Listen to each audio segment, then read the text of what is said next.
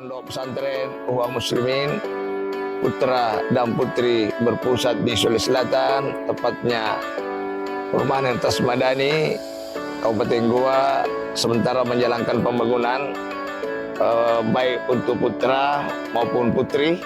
Ini dipersiapkan untuk 4 lantai yang kira-kira membutuhkan biaya sekitar 1 miliar lebih. Nah, di tempat ini juga akan ada pembangunan masjid 4 lantai khusus untuk putra, khusus untuk putri, khusus juga untuk mahasiswa. Dan di sini ada lapangan-lapangan bola, lapangan voli bagi santri-santri putra, dan ada kolam ikan, dan ada sumber-sumber supermarket yang ada di dalamnya. Jadi harap bantuan kepada sahabat-sahabat saya agar dapat memberikan partisipasi.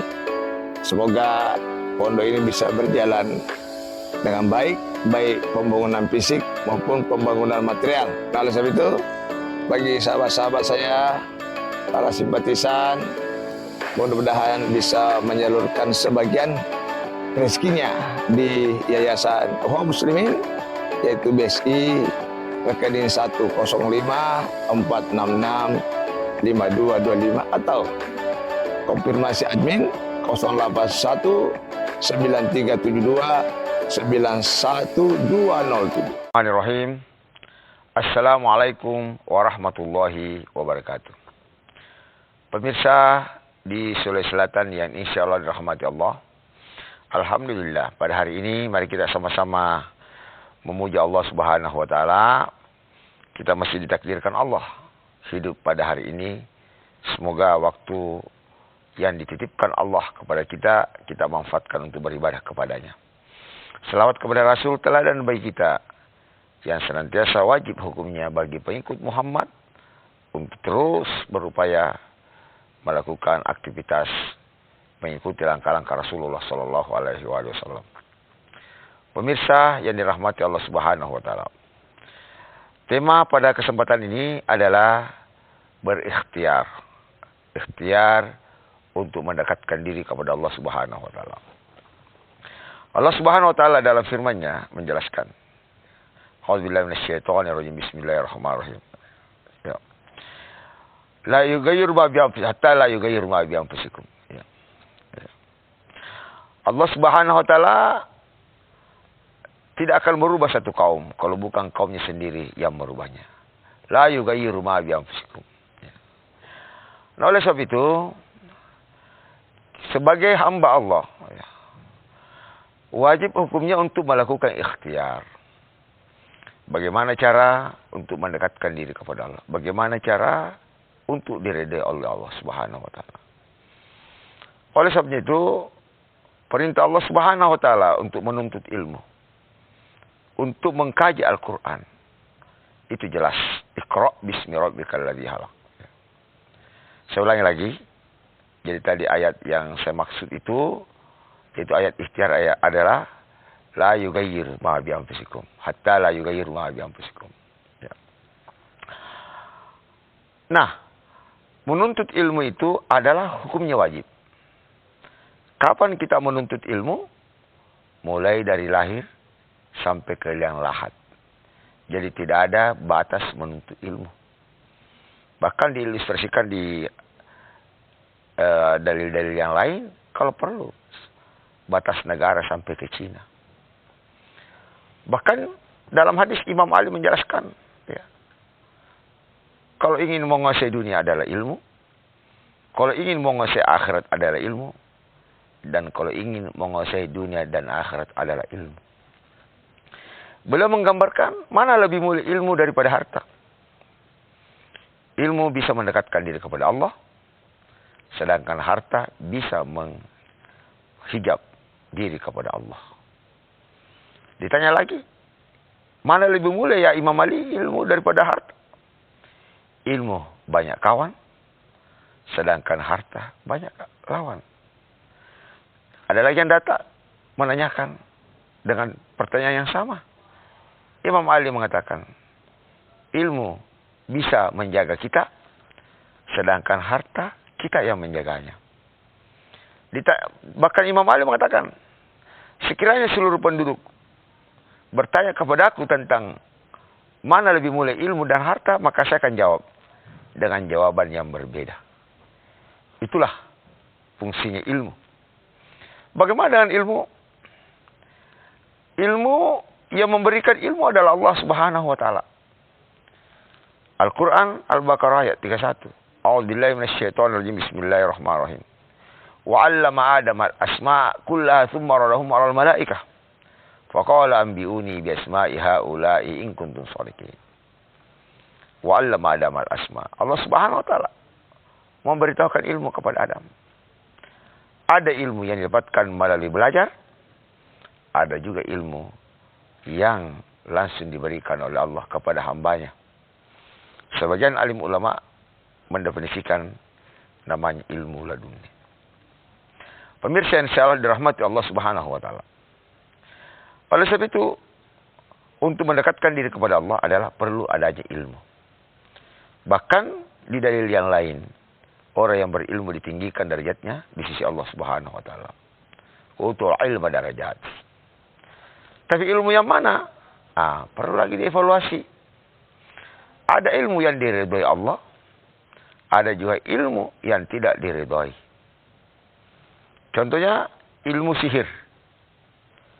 Menggunakan ilmu untuk merusak orang lain, menggunakan jin kafir. Itu ada.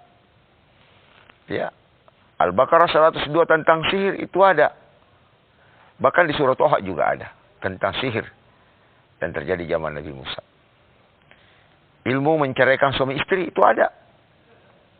Wattaba'u ma tatul syayatin ala mulki Sulaiman wa ma kafar Sulaiman walakinna syayatin kafaru yu'allimuna an-nasa sihr wa ma unzila al malakain bi Babil Harut wa Marut wa ma yu'allimani min ahadin hatta yaqula innama nahnu fitnatun fala yatakfur fa yata'allamuna minhum ma yufarriquna bihi bainal mar'i wa zawj. Jadi ilmu itu bisa memisahkan suami istri. Dengan ilmu suami tidak senang melihat istrinya, dengan istri tidak senang melihat suaminya. Nah, inilah ilmu ini tidak diridhai Allah. Ya. Ingin kaya pergi kepada dukun untuk mendapatkan sesuatu. Inilah hebatnya juga zikir. Ya, yang biasa saya uraikan, karena orang yang zikir, orang yang salat tidak akan pernah dikena namanya ilmu santet atau ilmu sihir. Terpentang karena kekuatan zikir jauh lebih hebat daripada seluruh ilmu yang ada. Saya kembali lagi, bagaimana ilmu-ilmu yang lain di perguruan tinggi? Ya, kalau ilmu tidak berujung kepada Allah, mungkin punya manfaat kepada manusia, tapi tidak tembus kepada Allah Subhanahu wa taala. Contoh misalnya, ilmu teknologi. Apa dasarnya ilmu teknologi? Cukup banyak dalam Quran. Bahkan dalam surah Al-Baqarah ayat 152. Ya. Kama arsalna fikum rasulan minkum yatslu alaikum ayatina wa yuzakkikum wa yuallimukumul kitaba wal hikmah wa yuallimukum ma lam takunu ta'lamun. Jadi ciri pengikut Nabi yaitu mempelajari wahyu dan mengajarkan ilmu yang lain. Itu bisa ditafsirkan dengan teknologi. Jadi orang Islam itu juga harus paham tentang teknologi. Bukan cuma Quran dan hadis. Tapi sejauh mana berujung kepada Allah. Dia mempelajari ilmu mesin. Setelah itu dia bikin motor, mobil. Setelah itu berujung kepada kebanggaan kepada penemu yang menemukan tentang produksi mobil. Itu mungkin bermanfaat kepada manusia tapi tidak berujung kepada Allah. Tapi kalau dia membuat ilmu teknologi, adanya zat besi, siapa yang membuat besi? Ya, manusia debu saja tidak mampu membuatnya. Dalam Al-Quran jelas besi itu adalah namanya hadid. Begitu melihat besi dia memuji Allah yang menciptakan tentang besi. Begitu melihat bensin dari air, bahwa itu juga Allah yang menciptakan. Wa anzala minas samaa'i ma'an. Allah menciptakan air. Begitu campur udara antara bahan bakar dan udara, dia memuji Allah yang menciptakannya. Jadi ilmu teknologi yang memuji Allah, itulah ilmu yang diberkahi Allah. Digunakan untuk manfaat. Nah, orang yang mendapatkan ilmu diberkahi Allah, pasti digunakan juga di jalan Allah. Ketika mobil itu diciptakan, digunakan di jalan Allah, pasti dia lakukan. Tapi ketika ilmu itu digunakan di jalan Allah, misalnya dia ahli kelistrikan, dia pakar dalam ilmu kelistrik, pasti kalau agama dia lakukan untuk dakwah. Tapi ketika listrik itu dipakai, misalnya maksiat diskotik, pasti dia tidak melukakannya. Nah, itulah ilmu itu terbagi dua. Ada ilmu yang dari Allah.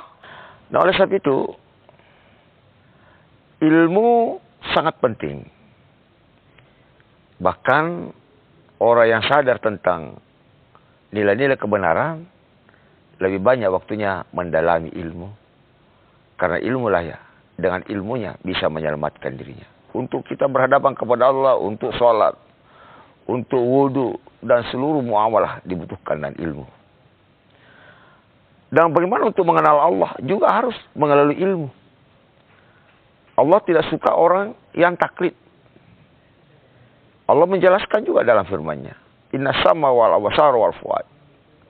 Sesungguhnya pendengaran, penglihatan, dan hati akan diminta pertanggungjawaban kepada Allah. Bagaimana kau meyakini Allah?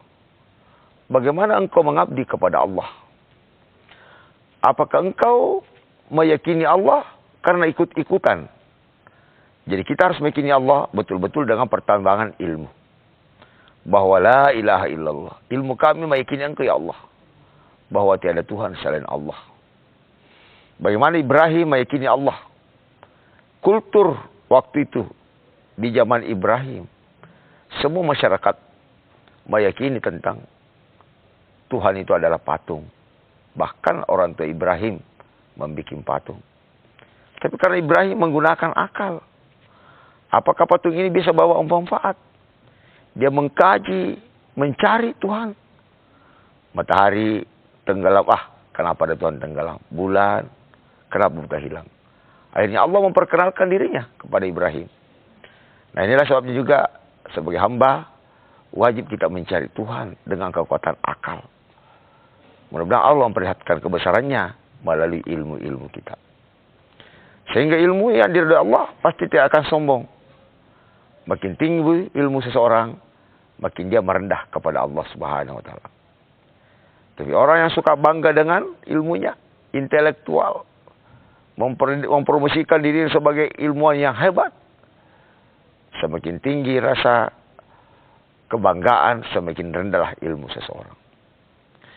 Nah, bagaimana yang mengaku muslim tidak bisa sholat, tidak tahu mengaji, tidak tahu agama, tidak tahu segala-galanya, tidak tahu bagaimana membedakan yang baik dan yang buruk? Apakah itu takdir ya Allah? Ini takdir saya tidak tahu agama. Ini takdir saya tidak tahu hadis. Saya kan tinggal di lingkungan yang tidak tersosialisasi agamamu. Bagaimana dengan orang yang demikian ini? Orang semacam ini adalah namanya jahil. Ya, bukan itu takdir. Makanya harus ada ikhtiar. Ya, ikhtiarnya itu adalah belajar ilmu untuk mendekatkan diri kepada Allah Subhanahu wa Ta'ala.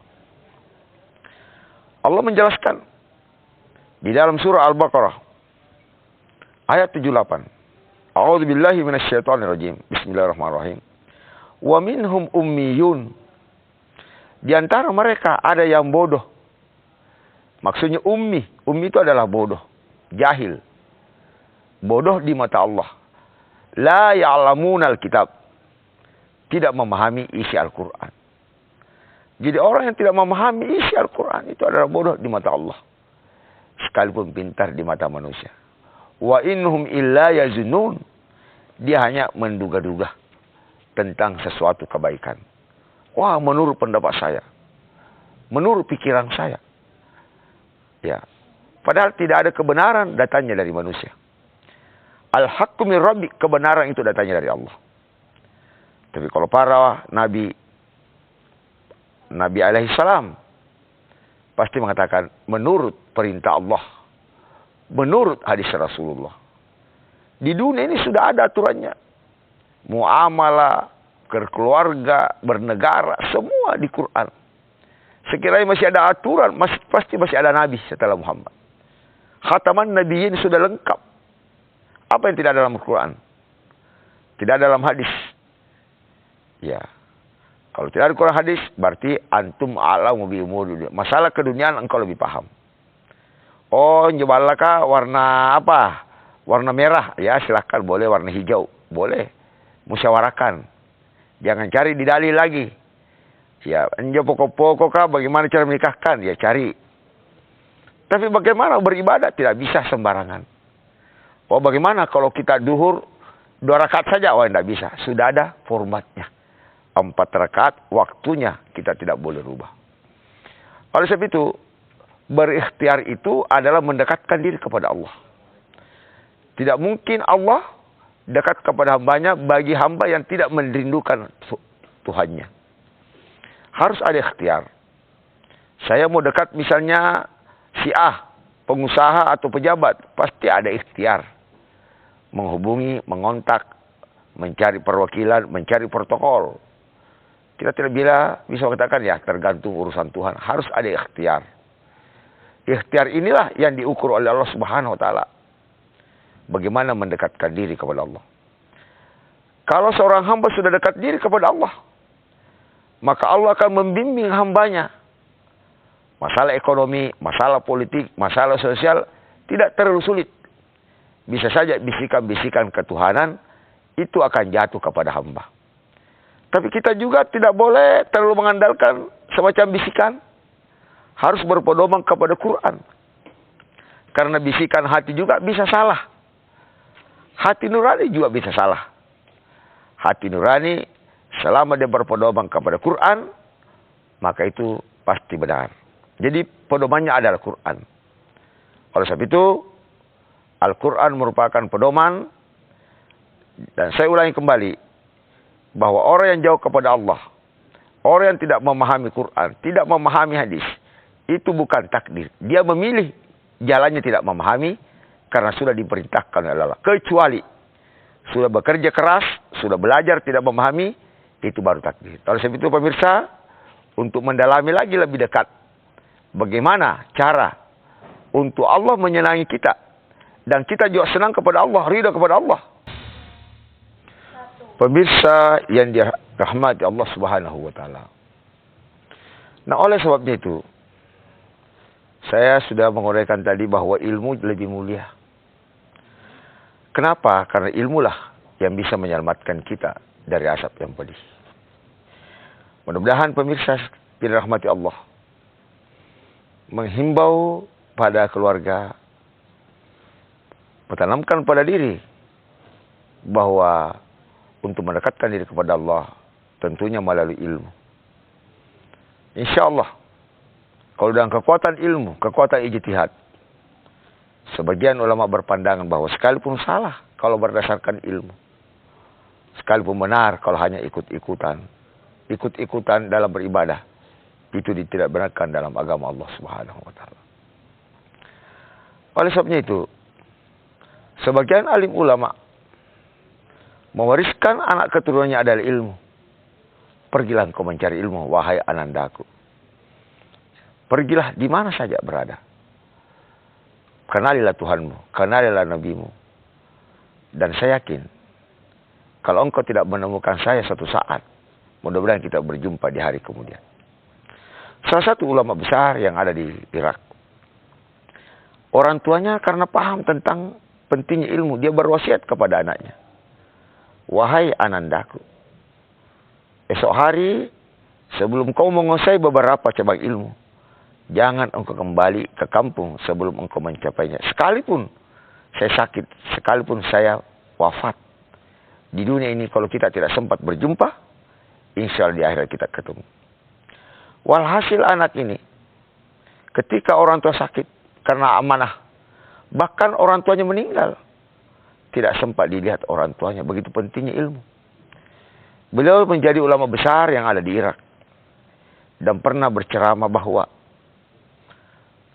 sekiranya saya suka kembali, belum tentu saya mendapatkan tingkat keulamaan saya. Begitu pentingnya lah ilmu. Nah, oleh sebab itu, orang yang beriman itu pasti mewariskan anaknya dan ilmu. Tapi orang yang tidak beriman mungkin lebih mengutamakan harta daripada ilmu. Pemirsa yang dirahmati Allah Subhanahu wa taala. Nah, oleh sebab itu, kalau manusia berilmu, apalagi ilmu dari Allah, hidupnya akan teratur. Dia wariskan anak dengan ilmu. Ketika dia hidup, dia tumbuh dewasa, dia berkeluarga, pasti bisa membedakan mana yang hak dan mana yang batil. Tapi kalau manusia tidak didasari ilmu yang dari Allah, mungkin ilmunya tinggi, S1, S2, bahkan doktor, profesor, tapi ilmu tanpa diberkahi Allah, ilmu bebas nilai, meninggalkan sholat, meninggalkan puasa, inilah ilmu yang mencelakakan dirinya di hadapan Allah Subhanahu wa taala.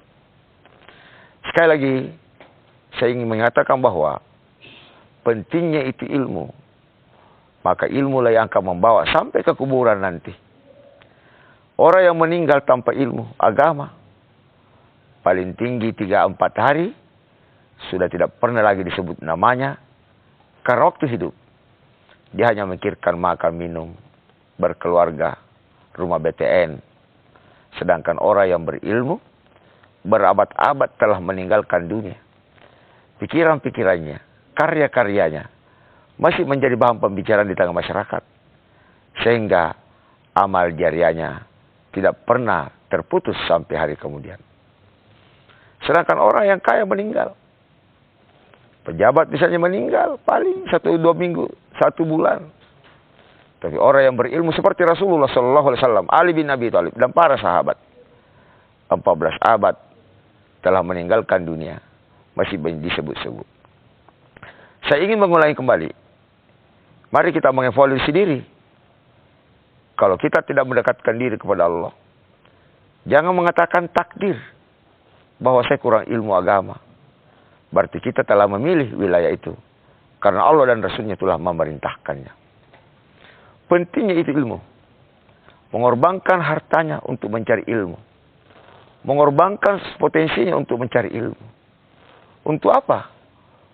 Karena melalui ilmu lah dia bisa memahami hakikat tentang ma'rifah. Hakikat tentang ciptaan Allah. Hakikat tentang bagaimana sebenarnya hidup yang dari Allah. Bahkan bisa memahami setan. Bisa memahami iblis yang mengganggunya. Bisa membedakan yang hak dan yang batil. Pemirsa yang dirahmati oleh Allah Subhanahu wa taala. Oleh sebab itu jangan kita tertipu. Menghabiskan waktu hanya bekerja. Bahkan ada yang mengatakan, apa cari ilmu kalau ujungnya kerja? Mending kerja aja sekarang. Tapi kita mencari ilmu untuk mendekatkan diri kepada Allah. Jangan kita mencari ilmu untuk bekerja. Itu terlalu kecil. Kita diciptakan oleh Allah bukan untuk bekerja. Kita diciptakan untuk mengabdi kepada Allah. Kalau kita bekerja, baik di swasta maupun di negeri maupun di tempat di mana saja, nilai pekerjaan itu adalah nilai mengabdi kepada Allah. Melakukan kebaikan, membuat stadion TV misalnya untuk penyiaran yang baik, dan beberapa aktivitas yang lain. Oleh sebab itu, kita akan mengakhiri tausiah ini dengan memperkuat doa.